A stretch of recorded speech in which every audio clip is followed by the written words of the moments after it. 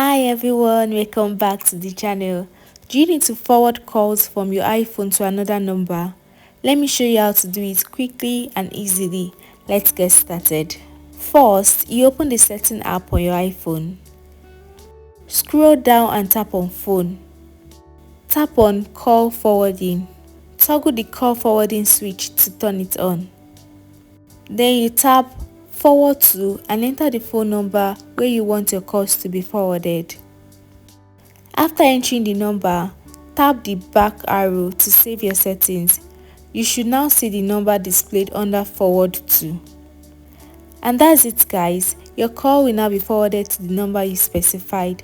If you found this tutorial helpful, please don't forget to like and subscribe for more quick and easy tips, and I will see you next time. Bye bye.